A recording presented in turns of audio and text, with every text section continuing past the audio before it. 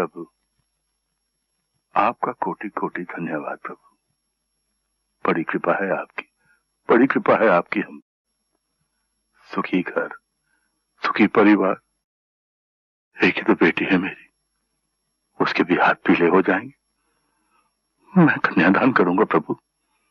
महान है आप।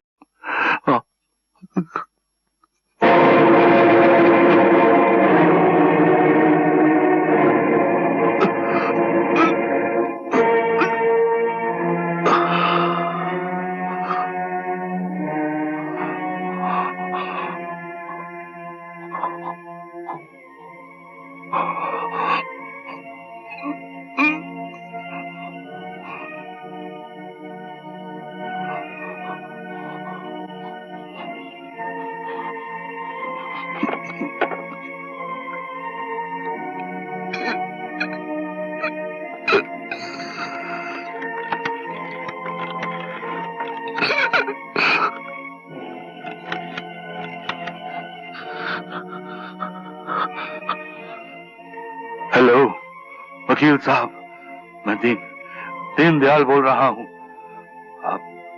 आप वसीयत के कागज लेकर फौरन घर चले आइए। बात समझाने का वक्त नहीं है मेरे पास। क्या हुआ? आप मत करना, फौरन चले। क्या हुआ? लक्ष्मी, अंतिम समय आ गया है। लक्ष्मी, पुष्पा, जल्दी उठ, जाके सबको बुला के ला।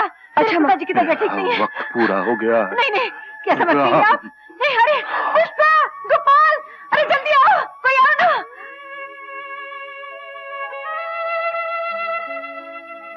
डॉक्टर साहब, इन्हें फौरन हॉस्पिटल में दाखिल करना पड़ेगा। He is very serious.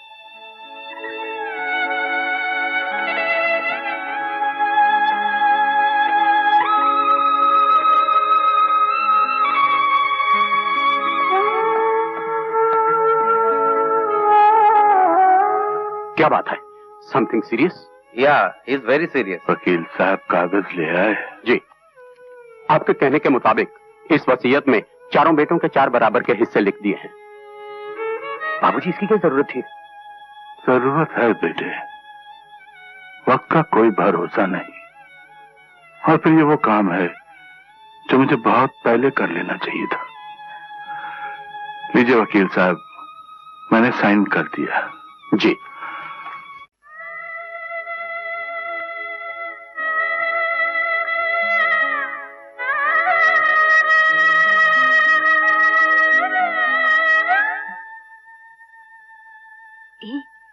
कल जो पिक्चर देखी थी ना, उसमें रेखा ने हार पहना था, लंबा वाला।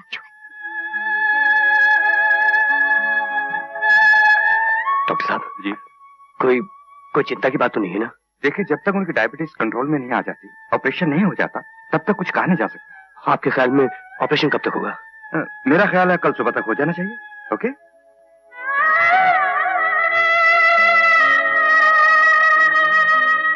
तो कल सुबह तक बोर होना पड़ेगा।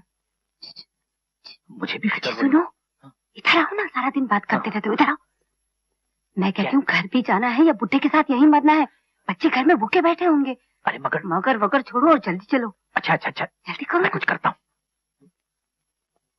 माँ जी। हाँ बेटा। आपने सुबह से कुछ खाया नहीं, मैं जाकर कुछ ले आऊं? मैं कुछ नहीं खाऊंगी।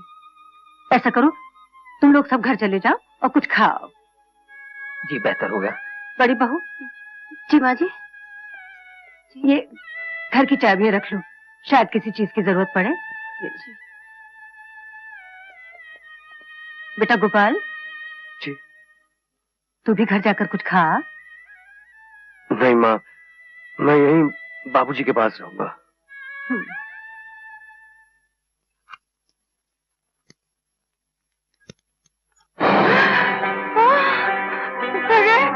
इधर तो जलवा ही जलवा भाई। तेवर देखकर तो मेरे मुंह में पानी आ गया। जिस चीज को देखकर मुंह में पानी आए उसे फौरन खा लेनी चाहिए। क्या मतलब? यही कि माल सामने पड़ा है, मिलजुल के आपस में बंटवारा कर लेते हैं। कहते हैं जब नहीं, अभी नहीं, बुरी बात है। पिताजी जब ठीक होकर आएंगे तो क्या कहेंगे? अरे कुछ नहीं कहेंगे। जिस हालत में पिताजी गए हैं मुझे नहीं लगता वापस आएंगे। भाई आहिस्ता बोलो, लोग सुन लेंगे तो क्या कहेंगे कि बेटे बाप के मरने की दुआएं मांग रहे हैं। मगर बंटवारा तो करेंगे ही ना। याद नहीं, पिताजी ने खुद ही कहा था कि मैं अपने जीते जी अपनी पूंजी का 4 हिस्सों में बंटवारा कर देना चाहता हूँ। हम तो उन्हीं की आज्ञा का पालन कर रहे हैं ना। दीदी ठीक ही तो कह रही है। तो भाई मनोहर, तुम्हारी क्या राय है? नेकी और पूछ पूछ। गिरधर, जो सब की राय वो गिरधर की राय। ठीक है फिर कर दो बंटवारा। हेलो। ठीक है, फिर इसको 4 हिस्सों में बांट लेते हैं। अजी 4 हिस्सों में क्यों? हम तीनों आपस में बांट लेते हैं ना। हाँ। क्यों? और गोपाल का हिस्सा? अरे वो डफली बजाने वाला, वो नोट और जेवर की कदर क्या जाने। उसमें रुपए पैसे संभालने की बुद्धि कहाँ है। बिल्कुल ठीक, हिस्से 4 नहीं 3 होंगे। निराश मत होइए माँ जी, मेरा दिल कहता है बाबूजी जरूर अच्छे हो जाएंगे। बस माँ जी बस, हम सबकी प्रार्थनाएं बेकार नहीं जाएंगी। भगवान इतना निर्दयी नहीं है। कुछ नहीं होगा, बाबूजी अच्छे हो जाएंगे। सब पहले जैसे हो जाएगा।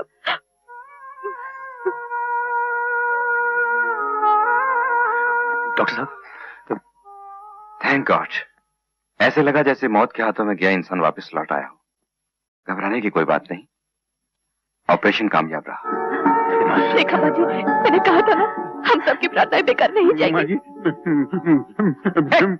मुबारक हो। एक मुबारक हो बोलने में कितना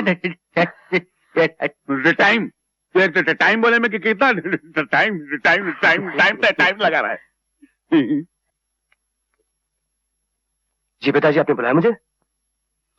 बेटे, वैसे लड़के वालों को रुपए देने का वादा तो कल का है, तुम आज ही जाकर दे आओ। वक्त से पहले रुपए देने से हमारी इज्जत बढ़ जाएगी। ये लो चाबियां। हाँ, तिजोरी में से 3 लाख रुपए निकाल कर दे आओ। जी बहुत अच्छा।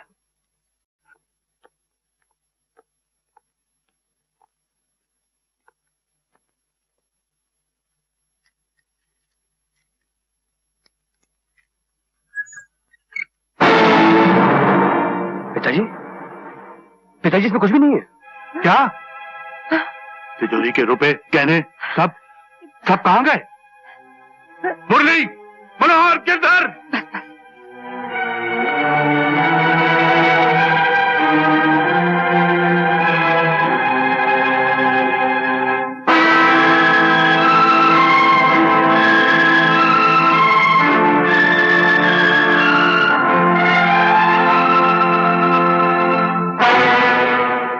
मैं पूछता हूँ, तिजोरी के रुपए गहने सब कहाँ हैं?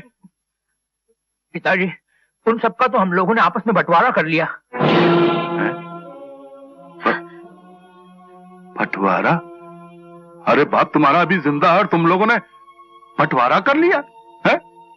गोपाल, तुमने मुझे इसके बारे में कुछ भी नहीं बताया। तो खुद इसके बारे में कुछ भी नहीं जानता पिताजी। वाह वाह मेरे सपूतो, वाह वाह वाह। देखा मुरली की माँ, यह है आज के जमाने की औलाद। बाप अस्पताल गया तो समझे कि वहीं से शमशान को निकल जाएगा। घर वापस आना नहीं है, इसलिए कर लो जायदाद का बंटवारा। हाँ, हॉस्पिटल जाने से पहले बंटवारा तो आप कर गए थे, हमने तो सिर्फ आपकी आज्ञा का पालन किया है। अच्छा, मेरी आज्ञा का पालन किया तो ठीक है। अब वो सारे रुपए गहने जो तुम लोगों ने बांट लिए आपस में, उन्हें वापस तिजोरी में रख दो। सुना नहीं मैंने क्या कहा है? अरे मूर्खो, अब मेरी आज्ञा का पालन करो ना। बोलने के लिए मना किया है।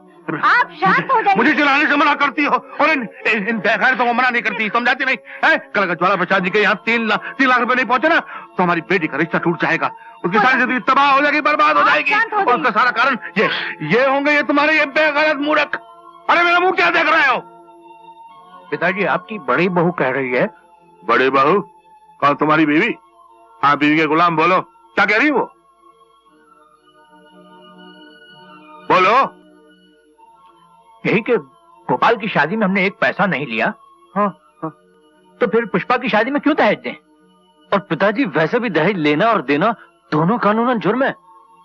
उस दहेज के लालची ज्वाला प्रसाद के घर में पुष्पा को बहू बनाकर भेजना उसे कुएं में धक्का देने के बराबर होगा पिताजी। हमें तो खुद ही ये रिश्ता तोड़ देना चाहिए और पुष्पा के लिए कोई दूसरा रिश्ता ढूंढना चाहिए। अच्छी बात है, कोई दूसरा रिश्ता तलाश कर लेते हैं उसके लिए, लेकिन ये बंटवारा फिर से करना पड़ेगा और अब के इस बंटवारे के 4 नहीं 5 हिस्से होंगे। पुष्पा भी जायदाद की उतनी हकदार है जितना कि तुम सब हो, और मैं उसका हिस्सा उसे दिलवाना चाहता हूँ। अरे ये तुम लोग कहाँ जा रहे हो? मुरली, मनोहर, गिरधर, अरे सुनो तो। मुरली की माँ ऐसी होती है खून चूसने वाली औलादें। अरे हमने सारी जिंदगी इन जहरीले सांपों को अपना खून पिलाकर अपने सीने से लगाकर इन्हें पाला, मगर आज ये लालच के मोह में आकर इन्होंने अपने बाप के कलेजे में डंक मार डाला। रे लक्ष्मी इंसान भगवान से रो रो कर औलाद की भीख मांगता है, और वही औलाद बड़े होकर उसकी मौत की दुआएं मांगती है। बस बाबूजी बस आपकी तबीयत ठीक नहीं है, जख्म अभी कच्चा है। अरे ये कोई जख्म है? इससे बड़े जख्म तो ये मेरे बेटे दे रहे हैं मुझे। ये मेरे बेटे नहीं है, ये लालच की चोट से माँ बाप का गोश्त नोच और खाने वाले जहरीले गिद्ध हैं। बाबूजी बस, आपकी तबीयत ठीक नहीं है, आप आराम कीजिए, सब ठीक हो जाएगा, आप चिंता बिल्कुल मत कीजिए।